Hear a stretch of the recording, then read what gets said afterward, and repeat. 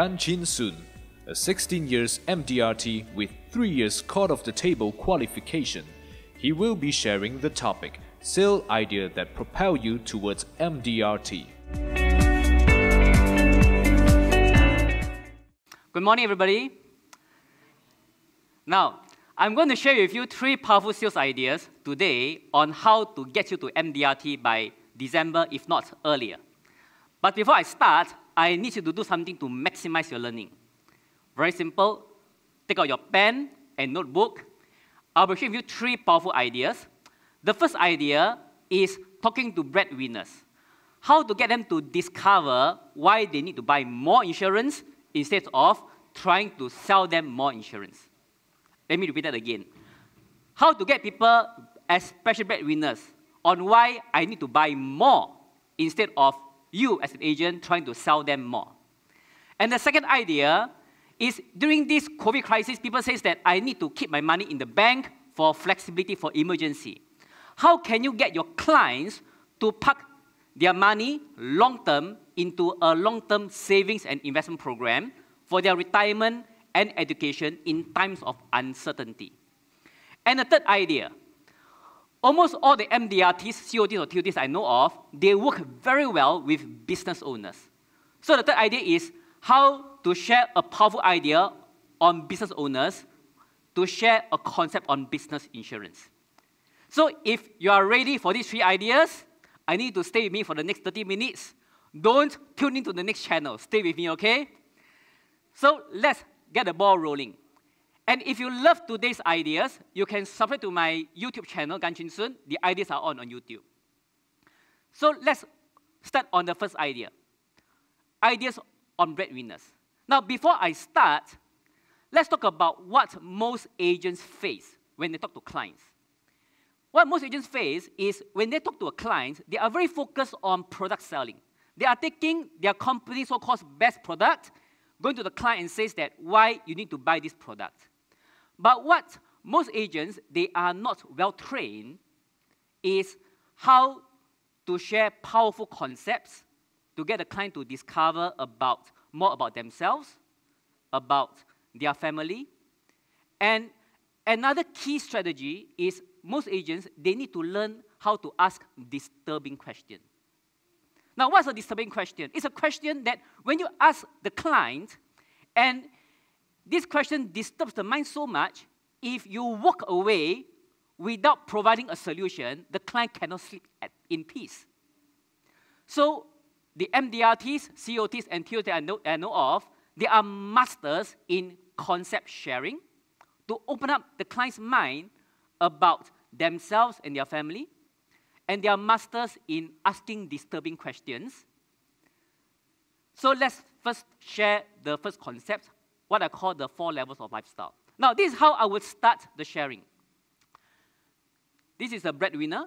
He has got a wife and beautiful kids. And I'll say, Mr. Prospect, can I just take 5 minutes to share with you an idea called the 4 levels of lifestyle? Sure. Okay, go ahead. Now, in Malaysia, there are generally 4 levels of lifestyle.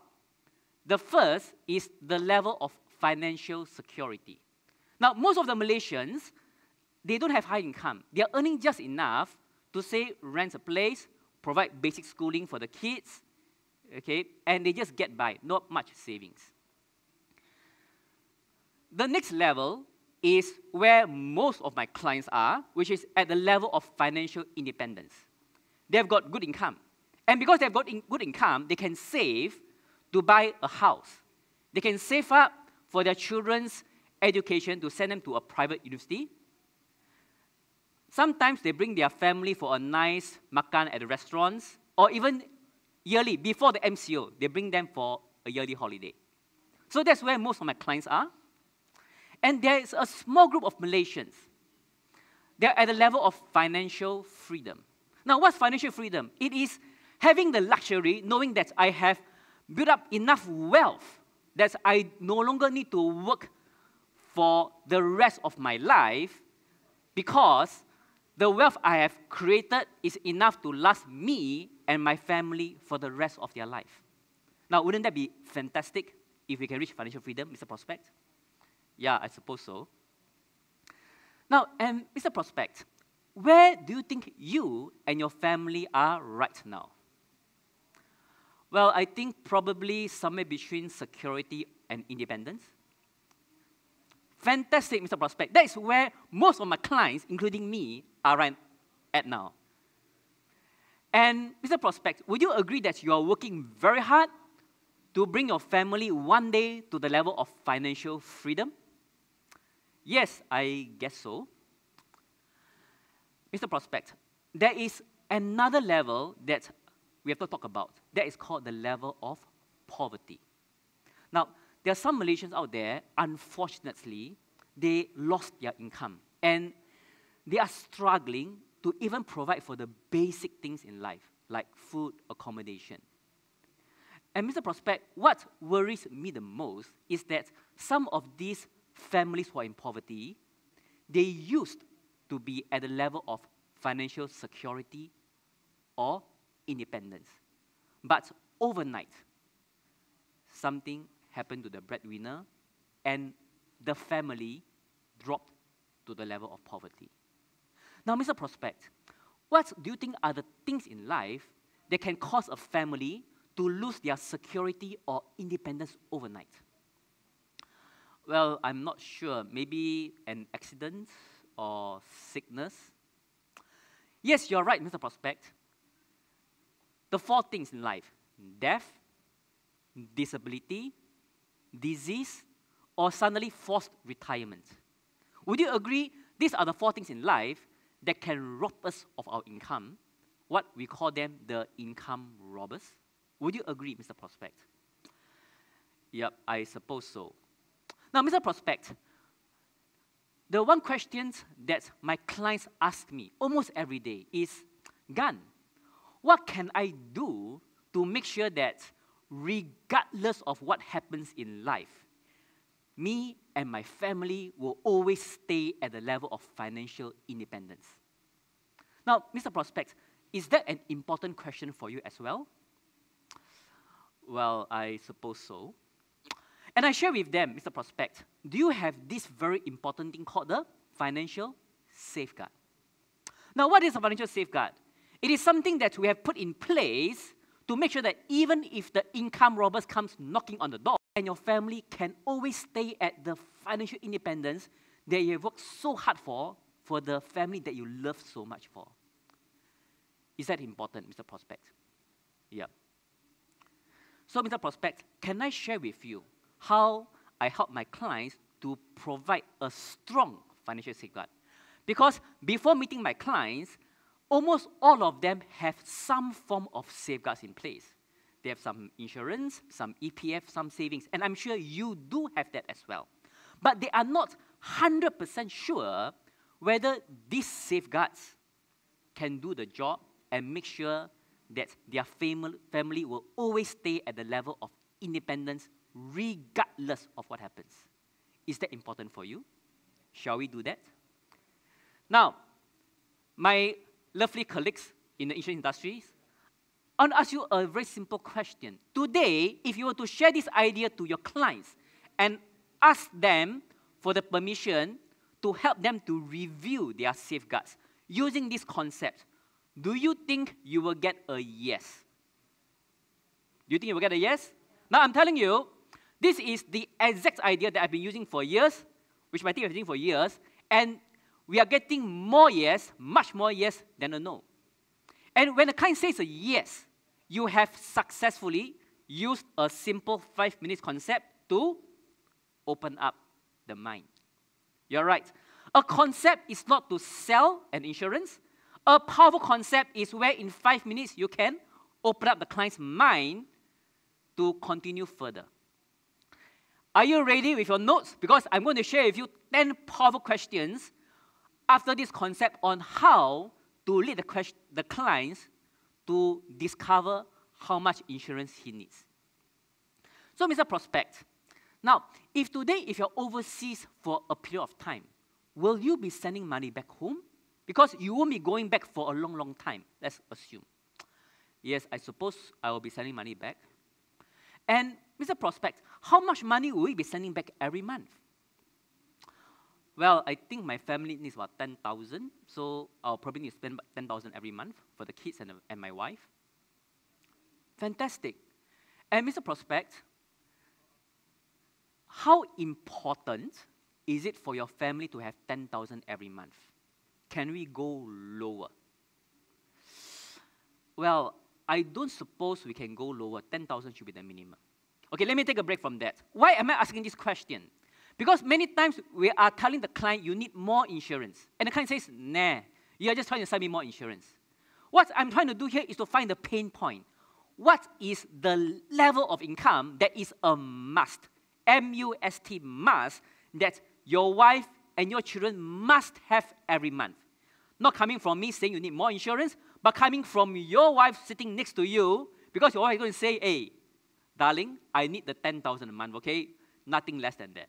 Now, if that comes from the wife just becomes my agent selling the policy to the husband. Do you agree? So, idea number one, share this idea with the wife sitting next to the husband. Very powerful. Now, so let's say the wife convinced the husband, I need that 10,000 a month, not a single cent less, okay? And how long would we need this income? Well, I'm not sure. Now, people are not sure, so you got to give them some ideas. How old is your youngest child? Just born, just born. So, normally we will need to provide this income until your youngest child is financially independent, gets a job. Would you agree? Well, I suppose so. So, is 20 years sufficient from a newborn child to an adult? Okay, fair enough. So, simple mathematics, primary maths. If I take 10,000 a month times 12 months, which is 120K a year, times 20 years, that comes out to be 2.4 million. Now, Mr. Prospect, would that be right? That to provide this financial security for your family, in total, we need 2.4 million over 20 years. Yep, I suppose. Okay, Mr. Prospect, the good news, if you have financial safeguards in place right now, you have got cash, EPF, insurance, and all this. So let's say something were to happen, God forbid, and your wife took out everything that you have worked hard for, how much would she have for the family? So we'll be running through policy reviews. Very important, okay? If you can successfully get a client to take out his policies, tell you how much cash he has in the bank, tell you how much EPF he has, I'll be surprised if you don't close the case, really, okay? Number 7 is half the case closed if you can get number 7 done.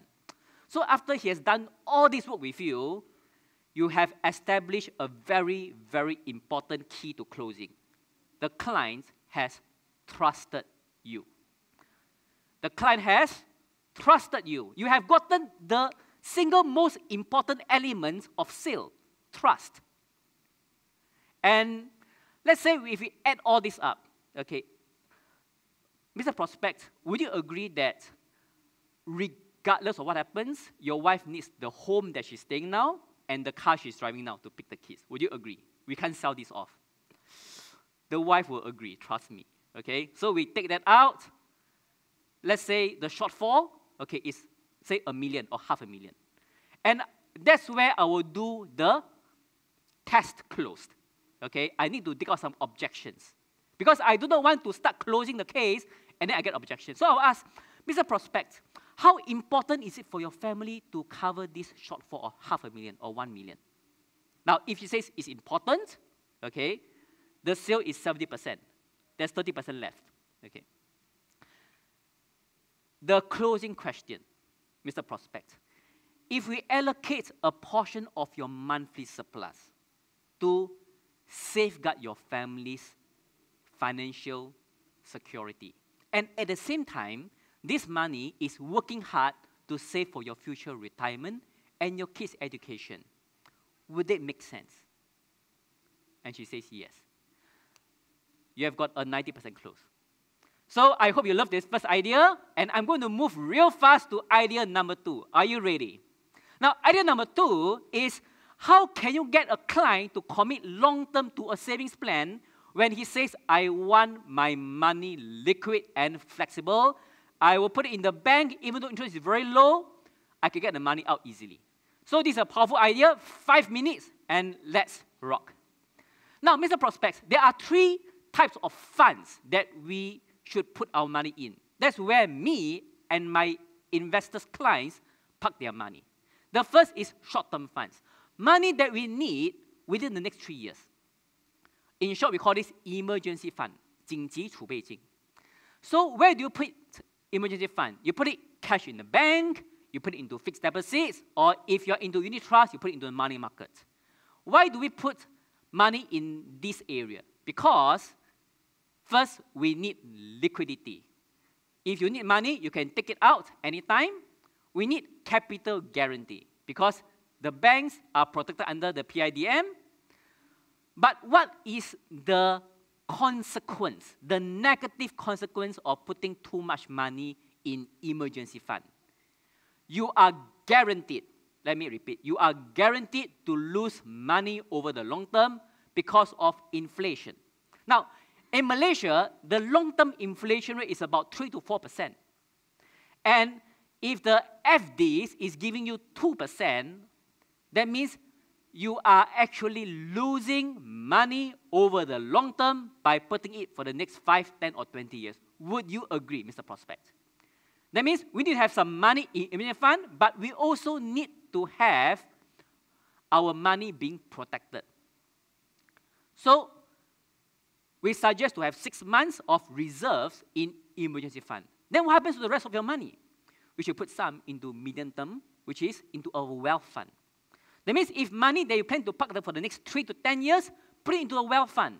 You can invest in properties, shares, unit trust, gold. And the beauty of the wealth fund is that you can grow your money potentially. Why is it potentially? Because there is investment risk. We may lose our principal. Investments carry a risk, especially if you do leverage investment. That means you take 100,000 to buy a 1 million property, and you take a 900,000 loan. If the market collapses and you need to sell your property urgently, you will lose your principal and get into debt. That is going to be a very terrible day for everybody. So investments, wealth fund, grows your money, but it carries risk. So we suggest to have about 30% of your monthly surplus. That means, example, let's say if you can save 3,000 every month, probably 1,000 a month you can put into a wealth fund, okay, for long-term growth. Now, then what happens to the third part of the money? You need to, Mr. Prospect, seriously consider serious money. Let me repeat that. Mr. Prospect, my suggestion is that you should seriously consider serious money. Now, what is serious money? Serious money, we call 养老金. It is your retirement fund. It is your children's education fund when they grow up and they need to get a tertiary education.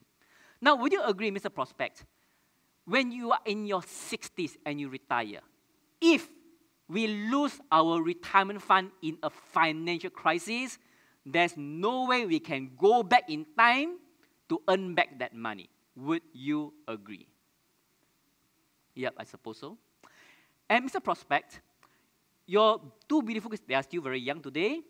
One day when they grow up and it's time for them to go for their university education, can we tell them, darling, Papa invested your education fund in the stock market.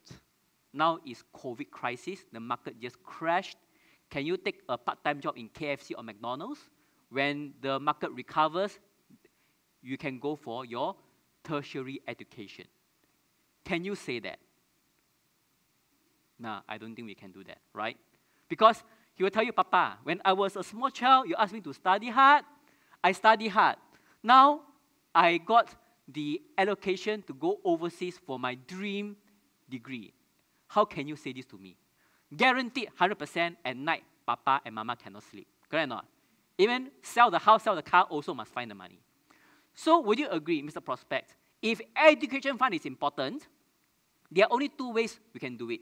First is we find the money, a lump sum of money, when it's time for your kids to go overseas, or we start saving now when they are still young. Which do you think makes more sense? Finding a lump sum, 500,000, 1 million, or that we start now when they are still young?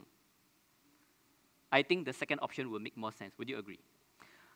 But if you were to do serious money, there are two important principles. First, the principle must be protected, because we cannot afford to lose the principle when your child is going for uni. Would you agree? Yep. And we need to have decent long-term returns, 4 or 5%.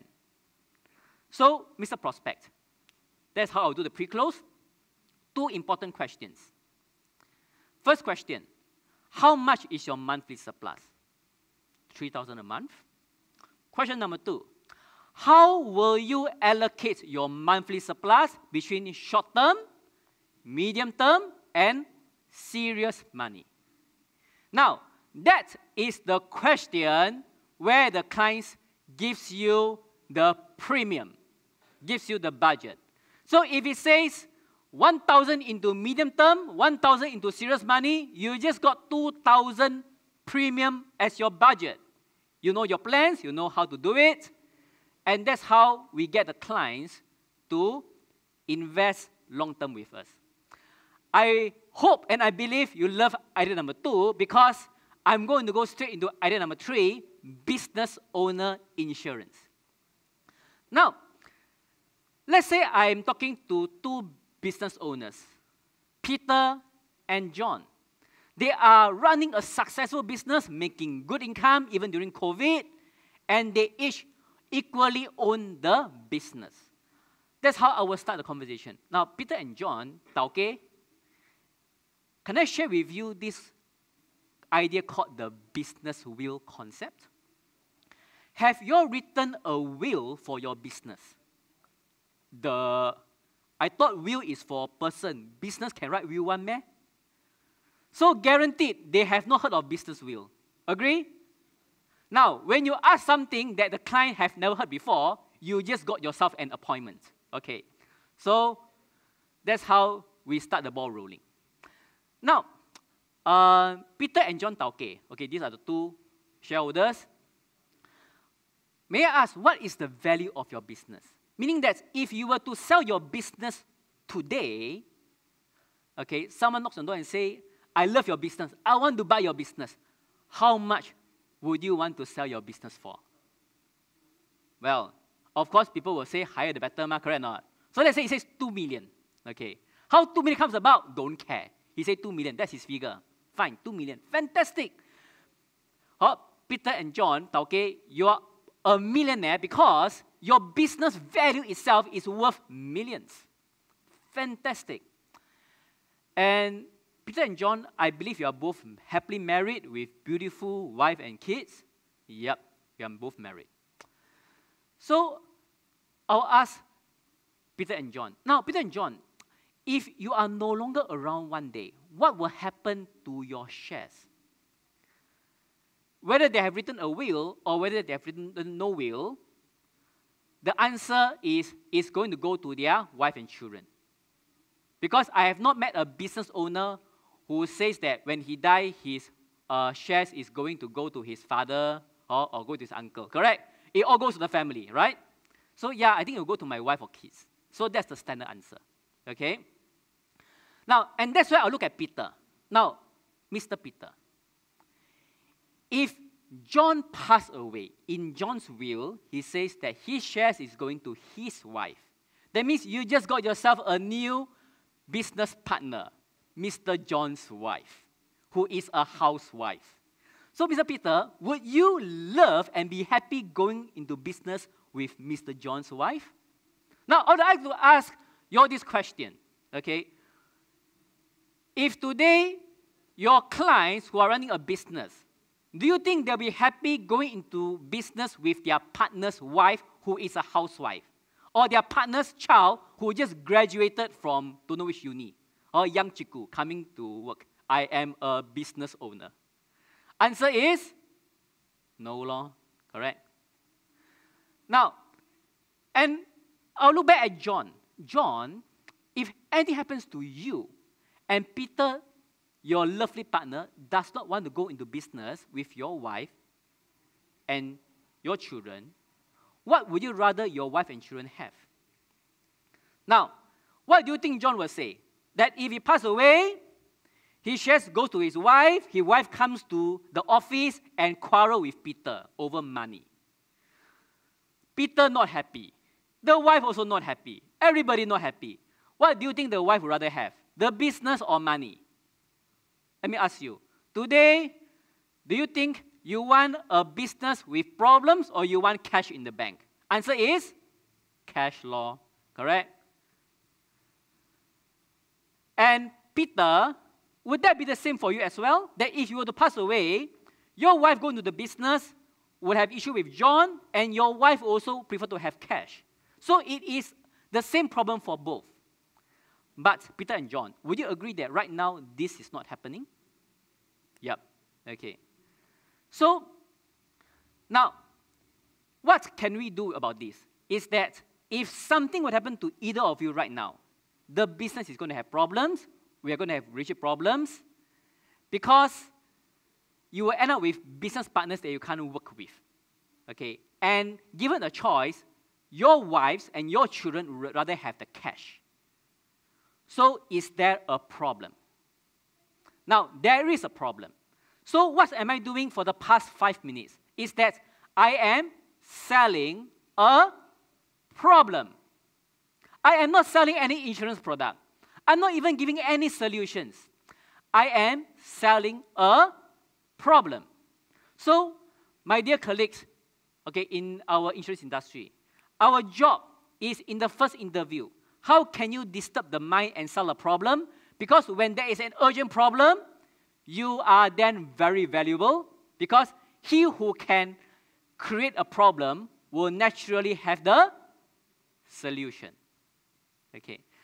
So let's talk about the solution. Okay. Now, Peter and John, your business is worth 2 million.